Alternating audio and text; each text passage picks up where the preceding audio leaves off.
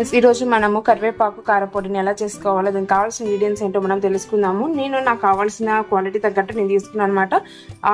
1.5 table spoon అయితే నేను పచ్చిశనగపప్పు తీసుకున్నాను అండ్ 2 టేబుల్ స్పూన్స్ మినపగుళ్ళు తీసుకున్నాను అండ్ కొంచెము ground nuts and dry coconut 10 ఎండుమిరపకాయలు తీసుకున్నాను. చిటికెడు లెమన్ సైజ్ అంతగా మనం చింతపండు తీసుకోవాలి.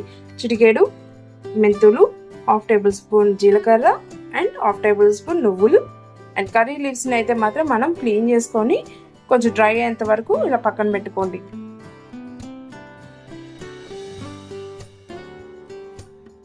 ఇప్పుడు ఆయిల్ కొంచెం హీట్ ఎక్కాక వీటిని మనం ఇందులో వేసుకొని కొంచెం వేపుకోవాలి. వేగుతూ ఉండగానే వీటిని కూడా మనం వేసుకోవాలి. అలానే ఎండు కొబ్బరిని,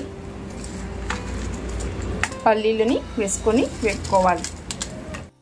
కొంచెం దూరగా వేపుకొని లైట్గా బ్రౌనిష్ కలర్ వచ్చేంత వరకు వేపుకొని తీసివేయాలి.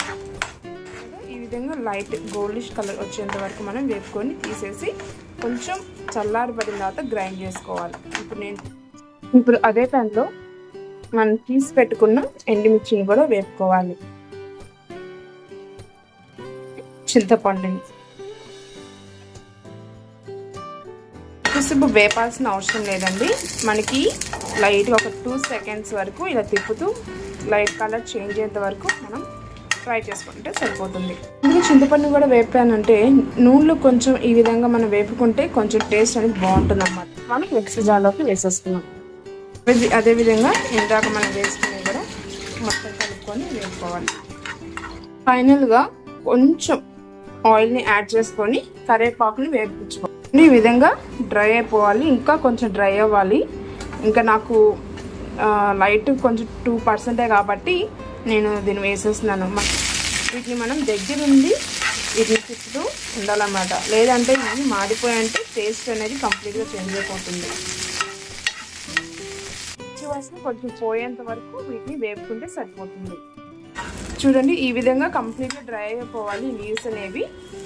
అప్పుడే మనకి కంప్లీట్గా ఇవి వేగినట్టు మనకి తెలుస్తుంది అనమాట.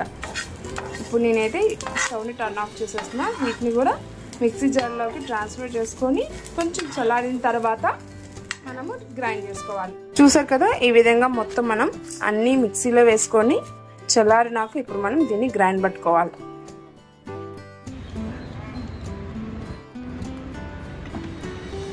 సెమీ గ్రైండ్ పట్టిన తర్వాత మనం 7 నుంచి ఒక 10 వెల్లుల్లి రబ్బలు తీసుకొని మనము దానిలో యాడ్ చేసుకొని మిక్స్ చేసుకోవాలి.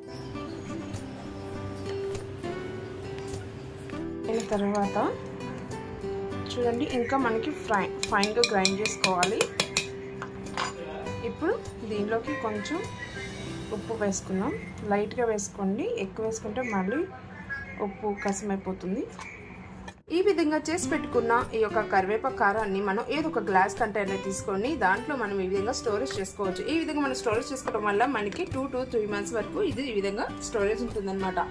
చూసారు కదా ఫ్రెండ్స్, కరివేపాకు కారాన్ని సింపుల్గా మన ఇంట్లో ఎలా తయారు చేసుకోవచ్చో. దీన్ని మనము అన్నంలో కానీ బ్రేక్ఫాస్ట్లో కానీ వేట్లైనా మనం కాంబినేషన్గా తీసుకోవచ్చు అనమాట. మీరు కూడా ఇంట్లో ట్రై చేసి ఎలా వచ్చిందో కామెంట్ సెక్షన్లో కామెంట్ చేయండి. అండ్ ఈ వీడియో కనుక మీకు నచ్చినట్లయితే మీ ఫ్రెండ్స్కి కూడా షేర్ చేయండి. ఇంకా నా ఛానల్ని ఎవరైనా సబ్స్క్రైబ్ చేసుకోకపోతే ఇప్పుడే వెళ్ళి సబ్స్క్రైబ్ చేసుకోండి.